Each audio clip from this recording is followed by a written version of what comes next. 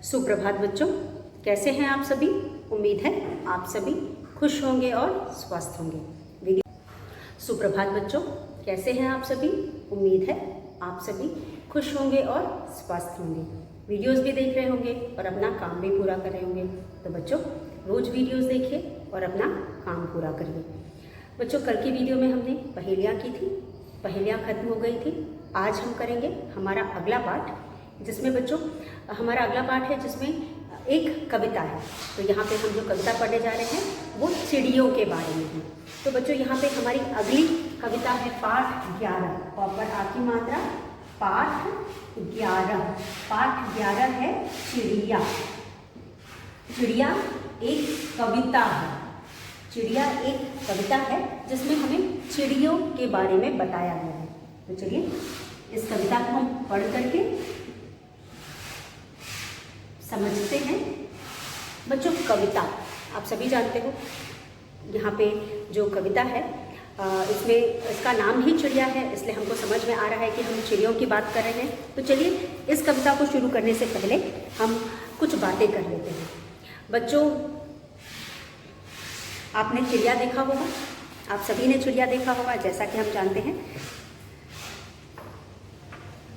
चिड़िया कई प्रकार की होती हैं और जो चिड़िया होती है वो देखने में भी अलग अलग प्रकार की होती है, आकार में भी अलग अलग प्रकार की होती है और रंग रूप में भी अलग अलग प्रकार के होते हैं। और क्या आप जानते हो, जो चिड़िया होती है ये घर यानी कि घोंसला भी अलग अलग तरह का बनाती है। तो बच्चों, जैसा कि आप जानते हो कि जो चिड़िया होती है वह अपने लिए घोंसला बनाती है। आप जानते हो चिड़िया कहाँ रहती है। बिल्कुल, जो चिड़िया होती है वो घोंसले में रहती है। और जैसा कि मैंने आपको बताया, जो चिड़िया होती है अलग अलग प्रकार की होती हैं, अलग अलग तरह से घर बनाती हैं यानी कि घोंसला बनाती हैं। और इनके घोंसले बहुत सुंदर सुंदर होते हैं। कुछ चिड़िया तो ऐसे घोंसले बनाते हैं, या पक्षी, चिड़ियों को हम पक्षी भी कहते हैं। तो यहाँ पे जो कुछ पक्षियाँ होती हैं वो अलग ऐसे ऐसे घोंसले बनाते हैं कि हम सोच भी नहीं सकते कि एक चिड़िया या एक पक्षी ऐसे घोंसले बना सकती है। तो बच्चों, चिड़िया जो होती है घोंसले में रहती है और जिस तरह की चिड़िया होती है उस हिसाब से अपने घोंसले बनाती है। चिड़िया जो होती है उसकी चोंच जो होती है, चोंच से वो अपने लिए खाना उठाती है और चोंच में खाना डाल करके वो खाती है। और चोंच उसके बहुत ज़रूरी होती है और इस चोंच का प्रयोग वो अपने लिए घोंसला बनाने के भी काम में लाती है। जैसे कि अपने चोंच से ही वो तिनके उठाती है और तिनकों से वो अपना घोंसला बनाती है। अगर वो पत्तों से घोंसला बनाती है तो भी अपने चोंच का प्रयोग करती है। तो चिड़ियों के लिए उनके पंख, चोंच या फिर उनके जो पंजे होते हैं बहुत ज़रूरी होते हैं या बहुत मुख्य होते हैं। और क्योंकि इन सभी के प्रयोग से वो पेड़ के को पकड़ करके बैठती है या पेड़ के ऊपर पकड़ करके किसी भी चीज़ का सहारा लेती है, या यहाँ तक कि अपने लिए खाना भी वो पंजों से भी अपने पकड़ती है।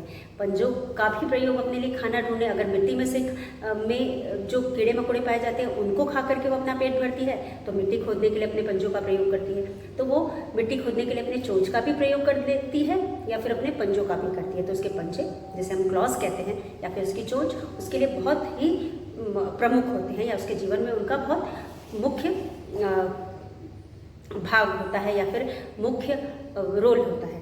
तो यहाँ पे बच्चों हम इस कविता में चिड़ियों के बारे में पढ़ने जा रहे हैं। और चिड़िया, मैंने जैसा कि बताया, चिड़िया घोंसले में रहती है। घोंसला वो अपने पेड़ों, अधिकतर वो पेड़ पे बनाती है, कभी कभी ऊंची ऊंची दीवारों पर बनाती है या रोशनदान में बनाती है, यानी जिसे हम चिमनी कहते हैं, चिमनी में बनाती है या घरों के रोशनदान में बनाती है, या फिर चिमनी और रोशनदान के अलावा वो ऊंची ऊंची दीवार के ऊपर भी, के खिड़कियों में भी बनाती है। आपने देखा होगा जो फैक्ट्री वगैरह होती हैं बड़ी बड़ी, कबूतर वगैरह सुनसान में रहना ज़्यादा पसंद करते हैं। तो जहाँ सन्नाटा होता है वहाँ कबूतर होते हैं और कबूतर बड़े बड़े फैक्ट्री की चिमनी में या फिर कह सकते हैं आपकी उसके ऊपर का जो हिस्सा होता है, छत के पास खिड़की या रोशनदान बने होते हैं, उसमें भी अपना घोंसला बनाते हैं।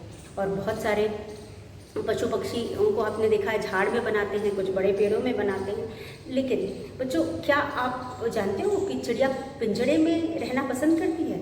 अगर आप चाहें कि चिड़िया को या पक्षियों को पिंजरे में बंद करके रखें तो चिड़िया पसंद करेगी? बिल्कुल नहीं। चिड़िया को पिंजरे में या बंद होकर रहना नहीं पसंद होता है। जैसे कि हम लोगों को बंद होकर रहना नहीं पसंद होता है, हम नहीं चाहते कोई हमें कैद करके रखे, उसी तरह ये पक्षियाँ जो होती हैं इन्हें भी कैद करके रखना बिल्कुल नहीं पसंद होता है। इसलिए हमें कभी भी चिड़ियों को अपने घर में कैद करके नहीं रखना चाहिए। उन्हें खुले हवा में उड़ना पसंद होता है, उन्हें वो दूर दूर ऊंचाई तक उड़ करके आते हैं और उड़ करके एक जगह से दूसरे जगह जाना उन्हें पसंद होता है, इसलिए वो कैद रहना नहीं पसंद करती। तो चलिए बच्चों, ये कुछ जानकारियाँ थी जो हम चिड़ियों के बारे में मैंने आपको बताया। उसके अलावा बच्चों, जो चिड़िया होती है जब उसे अंडे देने होते हैं तब वो अपने लिए घोंसला बनाती है। और चिड़िया किसी भी घोंसले में हमेशा के लिए नहीं रहती, वो कुछ समय वहाँ रहती है और उसके बाद वो अंडा देती है वहाँ पे, और वो कुछ समय उसके अंडे देने का समय होता है। जब वो अंडा देती है, देना होता है उसे, तब वो अपने लिए घोंसला बनाती है और उस घोंसले में तब तक रहती है जब तक कि उसका चूजा अंडे से बाहर निकल करके उड़ना नहीं सीख जाता। एक बार वो उड़ना सीख जाता है तो वो चूजा उड़ जाता है और फिर चिड़िया भी आज़ाद हो जाती है और उस घोंसले को छोड़ देती है। और जब दोबारा उसे अंडा देना होता है तो वापस वो उस घोंसले के पास नहीं आती, वो एक नया घोंसला बनाती है और उसमें अपने अंडे देती है। तो जो मुख्यतः चिड़िया का घोंसला होता है वो अंडे देने के लिए ही होता है। और चिड़िया को देख करके हमें बहुत अच्छा लगता है, क्योंकि चिड़िया हमेशा आज़ादी से ऊंचे आसमान में, खुले आसमान में उड़ती है, इसलिए उन्हें देख करके हमें बहुत अच्छा लगता है। जिस तरह से हमें आज़ाद रहना अच्छा लगता है, चिड़ियों को भी आज़ादी पसंद होती है, वो कभी भी बंद होकर रहना नहीं पसंद करती। तो चलिए, इस कविता में भी हम चिड़ियों के बारे में पढ़ते हैं।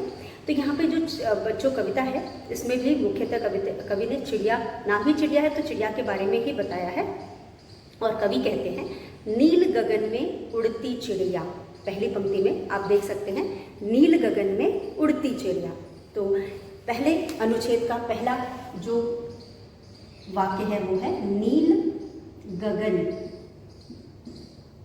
में, म पे एक की मात्रा में, नील गगन में उड़ती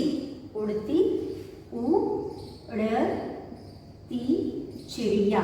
चिड़िया कहाँ उड़ती है? चिड़िया, ये चिड़िया है, यानी एक चिड़िया की बात हम कर रहे हैं। नील गगन में उड़ती चिड़िया, आप देख सकते हैं नील और गगन दोनों नीले रंग से लिखा हुआ है। तो नील का मतलब नीला होता है, नील का मतलब नीला, नीला रंग, और गगन यानी आकाश या आसमान। चिड़िया कहाँ उड़ती फिरती है बच्चों? चिड़िया कहाँ उड़ती है? चिड़िया नील गगन में उड़ती है। तो यहाँ पे नील का मतलब नीला, गगन का मतलब आकाश या आसमान। चिड़िया नीले आसमान में या नीले आकाश में उड़ती है। उसके बाद आप देख सकते हो, मीठे गीत सुनाती है। चिड़िया कैसे गीत सुनाती है? चिड़िया मीठे गीत सुनाती है। तो दूसरी पंक्ति में है, मीठे, म पे बड़ी की मात्रा मी, ठ पे एक की मात्रा ठे, गीत, मीठे गीत सुनाती, स पे छोटे की मात्रा सु, ना, त पे बड़ी की मात्रा ती। मीठे गीत सुनाती, चिड़िया क्या करती है? मीठे गीत सुनाती है। उसके बाद हमारी तीसरी पंक्ति है, खुली हवा में उड़ती फिरती। आप सभी ने चिड़िया देखा है, मैंने शुरू में भी बताया, जो चिड़िया होती है वो खुले आसमान में, यानी आज़ादी। खुले आसमान का मतलब यहाँ है कि बिल्कुल वो खुले आसमान में उड़ती है, और यहाँ पे खुले आसमान से हमें ये भी समझ में आता है कि वो आज़ादी से उड़ती है, उसे कोई रोक टोक नहीं है। वो पूरे आसमान में, इस पूरे खुले आसमान में एक जगह से दूसरी जगह कहीं पे भी उड़ फिर सकती है, यानी उसे पूरी तरह से आज़ादी है। तो खुली हवा में उड़ती फिरती, तो हम यहाँ लिखेंगे खुली, यानी खुली हवा यानी खुला आसमान, खुली हवा में उड़ती, त पे बड़ी की मात्रा उड़ती फिरती, फिरती। यहाँ पे खुली हवा का मतलब है खुली, हवा भी होगा यहाँ पे, तो हम लिखेंगे ख पे छोटे की मात्रा, खुली हवा में उड़ती फिरती। खुली हवा में उड़ती फिरती, खुली हवा का मतलब खुले आसमान में उड़ती फिरती है। आप सभी जानते हो कि हमारे आसपास पूरा आसमान जो लंबा चौड़ा या खूब बड़ा सा आसमान बिखरा हुआ है, खुला हुआ है, उस आसमान में यानी खुली हवा में चिड़िया उड़ती फिरती है। उसे कोई पाबंदी नहीं है, उसे कोई रोक टोक नहीं है, यानी कि वो आज़ादी से इस पूरे आसमान में जहाँ चाहे उड़ फिर सकती है, उसे कोई भी रोक टोक नहीं है, यानी कि वो एकदम आज़ादी से खुले आसमान में या खुली हवा में उड़ फिर सकती है। कोमल पंख डुलाती चिड़िया, जो चिड़िया है उसके पंख कैसे होते हैं? कोमल, कोमल पंख, डुलाती, डुलाती, कोमल पंख डुलाती। अब बच्चों आखिरी पंक्ति में एक बार आप फिर देख सकते हैं, ये जो कोमल शब्द है, कोमल, कोमल का मतलब होता है, कोमल का मतलब मुलायम होता है। तो चिड़िया के पंख कैसे होते हैं? कोमल होते हैं। इन कोमल पंखों को वो डुला करके यानी हिला करके ही उड़ती है। अगर चिड़िया अपने पंख को नहीं हिलाएगी तो क्या वो उड़ पाएगी? तो यहाँ पे डुलाती शब्द जो है हिलाना, उसका मतलब होता है हिलाना। यहाँ डुलाती शब्द का मतलब होता है हिलाना, यानी ये भी नीले रंग से लिखा हुआ है। डुलाना का मतलब हिलाना। अगर चिड़िया अपने पंख हिलाएगी डुलाएगी नहीं तो वो उड़ ही नहीं पाएगी। तो अपने कोमल पंखों को हिला करके वो उड़ती फिरती है। तो पहले अनुच्छेद से बच्चों हमें पता चलता है कि जो चिड़िया है वो कितनी आज़ाद है, यानी कि वह एक आज़ाद पंछी है जिसको कोई रोक टोक नहीं है। वो पूरे खुली हवा या पूरे खुले आसमान में कहीं भी उड़ फिर सकती है, उसे पूरी आज़ादी है। और उसके बाद जब वो उड़ती है तो नील गगन, यहाँ नील गगन का मतलब नीले आसमान में, नीले आकाश में उड़ती है। चिड़िया कहाँ उड़ती है? नीले आसमान में उड़ती है। और उड़ते हुए वो क्या करती है? मीठे गीत सुनाती है। तो जो चिड़िया होती है वो मीठी सुर में गाती है और मीठे गीत सुनाती है और खुले आसमान में, खुले नीले आसमान में वो घूमती फिरती है या उड़ती फिरती है। खुली हवा में उड़ती फिरती, उड़ना फिरना मतलब एक जगह से दूसरे जगह उड़ना, चलना, जाना, यानी कि उसे कोई पाबंदी नहीं है, उसे पूरी आज़ादी है। वो जहाँ चाहे इस खुले आसमान में, खुली हवा में उड़ सकती है। और ये कैसे उड़ती है? अपने कोमल पंखों को हिला डुला कर। तो जो चिड़िया है वो अपने कोमल पंखों को हिला डुला करके खुले हवा में उड़ती फिरती है, मीठे गीत सुनाती है। और जो खुली हवा है उसे आसमान हम कहते हैं, यानी कि जो हमारे ऊपर एक छतरी है जो नीले रंग की है, इसे हम आसमान कहते हैं या गगन कहते हैं। तो पहले पंक्ति से हमें पता चलता है कि जो चिड़िया है वो आज़ाद है, उसे कोई रोक टोक नहीं है। वो आज़ादी से खुले हवा में उड़ती फिरती है और अपने पंखों को हिलाती डुलाती है। अगर चिड़िया अपने पंखों को हिलाए डुलाए ना तो वो उड़ नहीं पाएंगी, तो वो अपने पंखों को हिला डुला के उड़ती फिरती है। तो यहाँ पे हमारे पास कुछ कठिन शब्द हैं। नील, नील का मतलब नीला, गगन का मतलब आसमान, उड़ती चिड़िया, चिड़िया उड़ती है, मीठे गीत सुनाती है, यहाँ पे में कोई परेशानी नहीं है, मीठे आप सभी जानते हो, गीत यानी गाना, सुनाना। खुली हवा, खुली हवा मतलब आज़ादी से में उड़ती फिरती और अपने जो उसके कोमल पंख है उनको उड़ाती, हिलाती डुलाती। पहले अनुच्छेद को पढ़ने के बाद हम कह सकते हैं कि जो चिड़िया होती है वो आज़ाद है, उसको पूरी आज़ादी है कि नीला जो आसमान हमारे चारों तरफ बिखरा हुआ है, हमारे ऊपर फैला हुआ है, उसमें आज़ादी से अपने कोमल पंखों को हिला डुला करके चिड़िया उड़ सकती है, कहीं इधर से उधर कहीं भी आ जा सकती है और उड़ते हुए तो मीठे मीठे गीत सुनाती है।